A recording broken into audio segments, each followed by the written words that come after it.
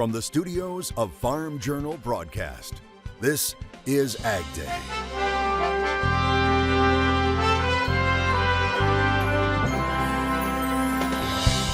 A familiar flowering springtime favorite. In our sector, we lose around 8 to 9% of the bulbs in the fields. A look at what farmers trying to grow tulips in the Netherlands are facing. New information about what sparked Texas' largest wildfire in history and the numbers of cattle lost, as the grain market sees a big rally on weather concerns. The flooding is pretty isolated, but it's isolated across some key acres. What forecasters are watching and what you need to know right now on AgDay. AgDay, presented by Pioneer. What's next happens when the testing grounds meet the proving grounds. Pioneer. What's next happens here.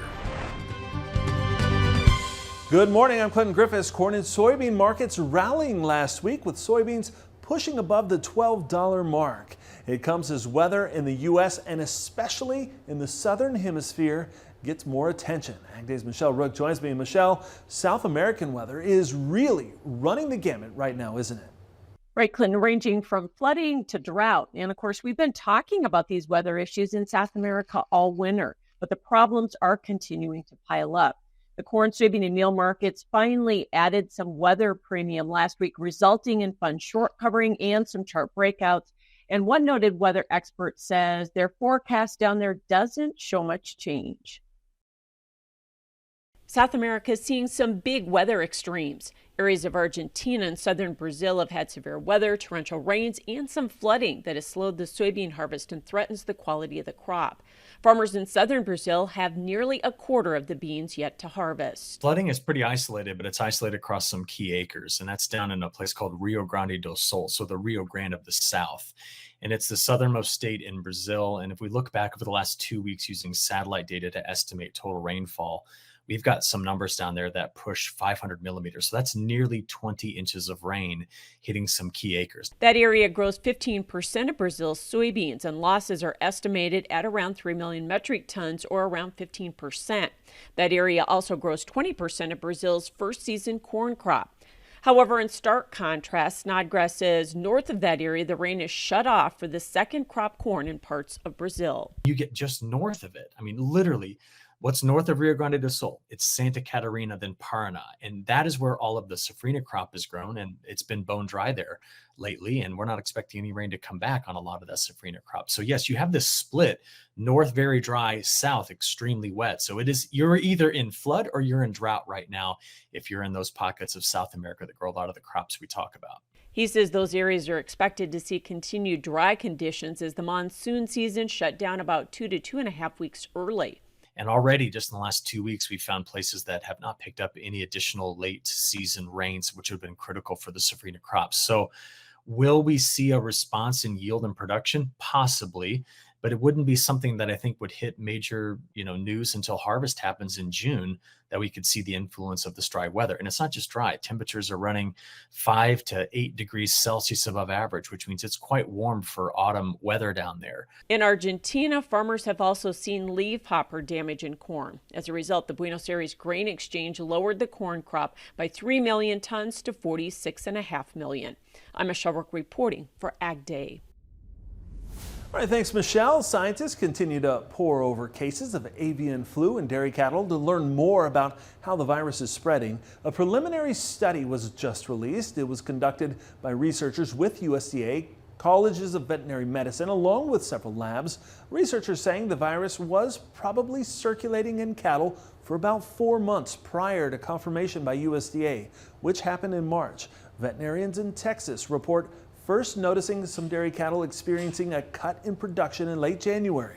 Scientists also report there were as many as 5 cattle to poultry, 1 cattle to raccoon, 2 cattle to cats, and 3 cattle to wild bird transmission events. They also believe direct movement of cattle to other states allowed for the virus to spread. And they say, based upon current information, it appears that once infected, a cow may shed virus for 2 to 3 weeks. Texas is releasing a report on what officials say sparked the deadly wildfires in the Texas Panhandle back in February. Now, it says the largest of the fires, the Smokehouse Creek fire, was started by a decayed power pole that broke off at ground level. That caused a power line on top of the pole to fall and come in contact with fine grassy fuels.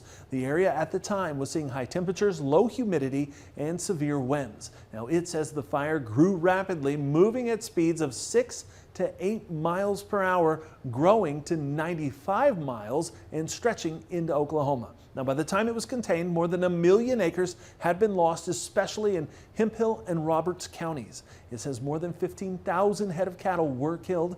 Texas AgriLife estimating that cattle losses, they were valued at $27 million. Fencing losses estimated at more than $68 million.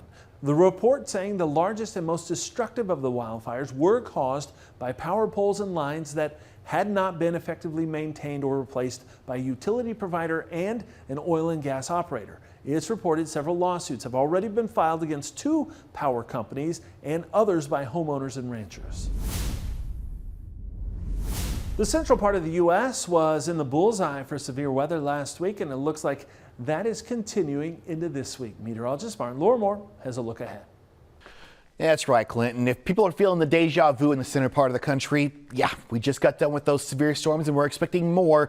Though again, it is early May, so this is that prime time for severe weather season. Now, again, on our Monday, today, it is going to be looking a pretty high chance of seeing those severe storms across central Kansas, parts of south central Nebraska and north central Oklahoma. So stretching just to the north of Oklahoma City to just southwest of Omaha, seeing that biggest risk for those severe storms. And the places in yellow still seeing that chance that stretches all the way down past the Red River and into almost near Dallas, Texas, and almost getting toward parts of South Dakota. So it's definitely something to watch out for across the center part of the country as this cold front makes its way through. Some of those storms will be on the strong to severe side, continuing their way up toward the Great Lakes, possibly continuing that severe threat, but going to be a little bit lower into that severe threat. And as we're watching on the western part of the country, there's some more of that upper level snow into some parts of the areas of the Rockies where they could be seeing that snow returning. And everyone, especially those of you in the center part of the country, they need to start this week with a hug. Mariah Lenz of Nebraska sharing this photo. She said she's just over there teaching their kids to value dedication and hard work, and it looks like it's paying off. Look at that adorable calf. Oh, it's adorable. Hey, I'll have more in your forecast coming up. State officials in Maryland say there are plans to rebuild the Francis Scott Key Bridge in just over 4 years at an estimated cost between $1.7 billion and $1.9 billion. Now, let's hope the new span will open by the fall of 2028. Meanwhile, the broker for the bridge's insurance policy confirmed last week a $350 million payout will be made to the state of Maryland in what is expected to be the first of many payouts related to the collapse. The Dolly container ship, which struck the bridge, causing it to collapse, has not been moved yet, but crews plan to refloat and remove it by the end of this week to allow more ships through Baltimore's port. Soybeans weren't the only commodity in the green on Friday. We'll discuss markets as a whole coming up next. And later, this iconic spring flower is struggling to adjust to changing weather patterns in the Netherlands. A look at the Dutch tulip in the country.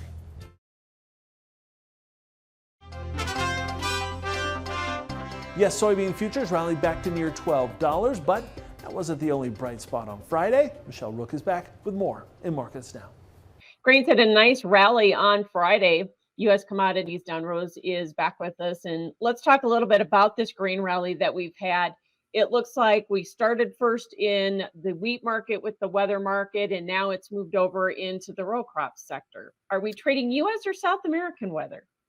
Yeah, it really did, Michelle. And I think when you look at it, we're adding weather premium to the market. And I think we, to answer your question squarely, I think we started trading the U.S. weather, pushed the technicals up, particularly on the wheat market first. And then we started talking just a slew of weather problems, around the world. Brazil, too wet in the south, too dry in the north. Argentina, disease problems. Russia, Ukraine, dry, then wet here in the Midwest. So kind of all bubbling to the top, and really chart buying is giving us the push to the upside. We said we needed a catalyst to go up, and I think we're getting it from the weather, Michelle.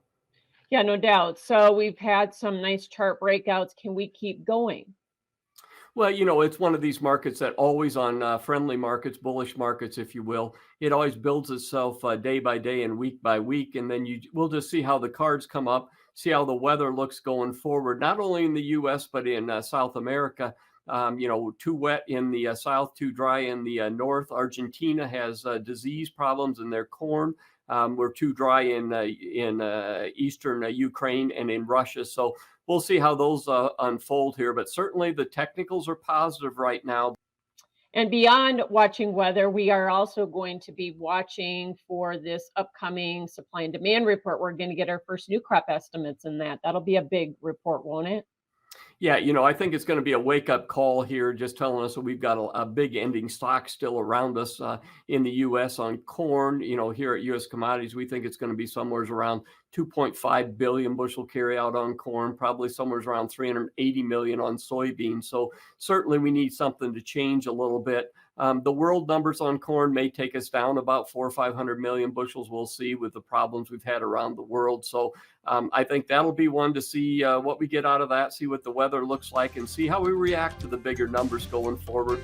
Thanks for joining us, Don Rose, U.S. Commodities. We'll have more AgDay coming up. For all your risk management and trading needs, call one of the U.S. Commodities specialists at 800-247-4071. Watch Markets Now with Michelle Rook on the Farm Journal YouTube channel, keeping you updated throughout the day on the markets at the open, midday, and close. Find out what moved the markets today and what to expect the market to do next.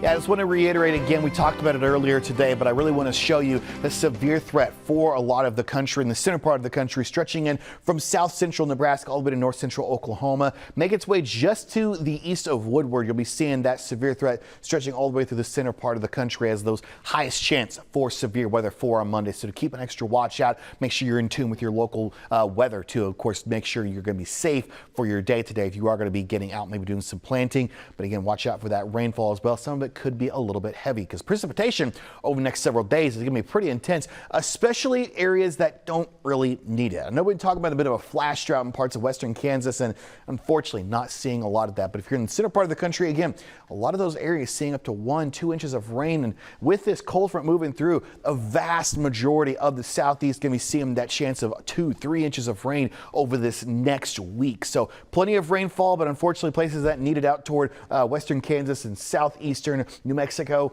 unfortunately not seeing a lot of that. That's the only places really looking at right now when it comes to the drought monitor that's showing those deteriorating conditions. Of course, the only exceptional area in the U.S., luckily the only part in the U.S. seeing that, but still definitely need to see some of that rainfall and much worsening conditions in western Kansas, as they haven't seen rain in the past several weeks now, and unfortunately it's going to continue into the rest of this week. As we look at the jet stream, there's that low pressure system. It's going to be causing that threat for severe weather on our Monday. It's going to trek its way into our Tuesday, possibly giving some stronger weather toward areas of Chicago and the Great Lakes. That could be something we're also watching as well as we get into that next part of the forecast. But as that low passes, much cooler air is going to be shooting into parts of the Rocky Mountains, where they could be seeing more of that snow as we get in the extended forecast. El Dorado, Kansas. Looking at those storms moving through, make sure to keep a watch out. High 76 degrees. Lander, Wyoming, a little cool, high of only 54 degrees. And finally, Aberdeen, South Dakota. Once again, storms, high 71. Later, Dutch farmers work hard to grow tulips as weather and climate challenges make it increasingly difficult. That story today in the country.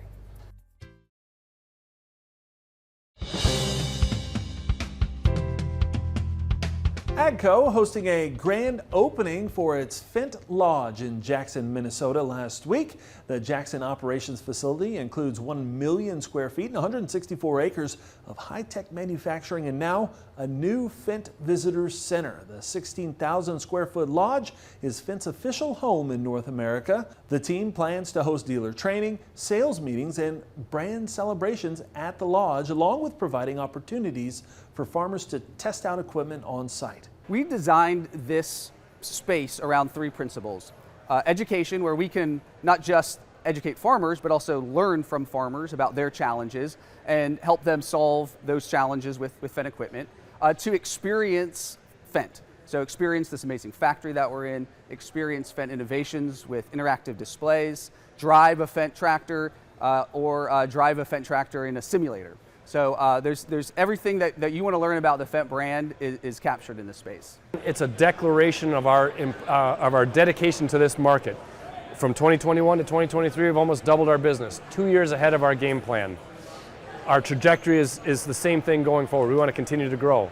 Fendt continues to expand into North America as its dealers now cover roughly 80% of the market. They expect that to be 95% over the next several years. Machinery Pete is looking back at some amazing tractor sale records, and those memories are colored green and yellow.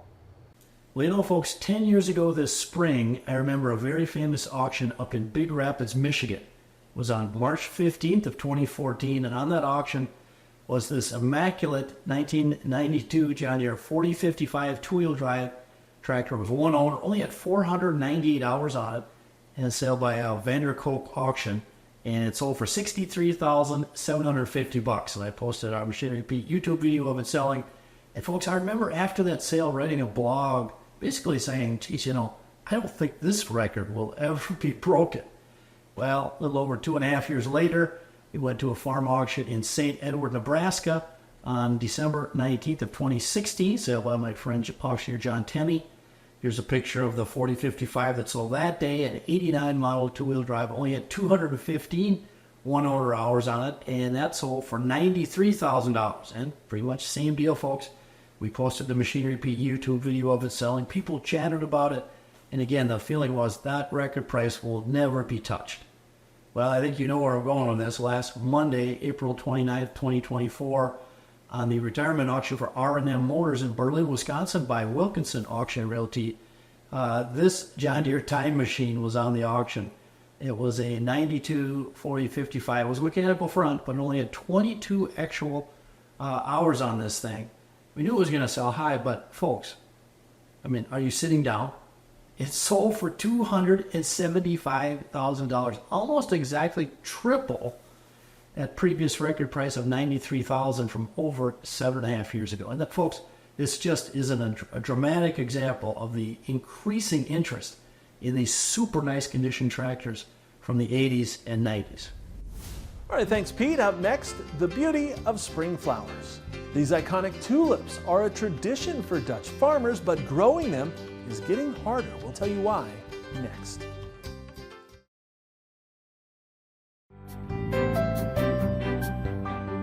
Farmers in the Netherlands are facing some difficulties growing a beloved springtime flower. And as Linda Kincaid reports, wetter winters and hotter temperatures are proving to be a challenge for tulips. Springtime is bloom time for tulips, the flower a sign of unconditional love, rebirth and forgiveness. From afar, these majestic blooms in the Netherlands look like a perfect field of budding pink and red tulips. But up close, they're suffering. These fields have grown generations of tulips, with Arjan Smith's family overseeing operations since 1940. But climate change is changing their production year after year. Last winter it was very wet, totally in our sector. We lost around 8 till 9% of the bulbs in the fields. They kill by water. And we was planting also 4 hectares, 4% of the total less. Smith says with this change they'll lose at least 13% of next year's bulbs. Higher temperatures add more water vapor to the Earth's atmosphere and cause wetter winters. And what you see here is the damage from the water. Hotter springs and summers are also less than ideal for farming. When Smith began this work 30 years ago, he says they only watered the fields 2 to 4 times in spring.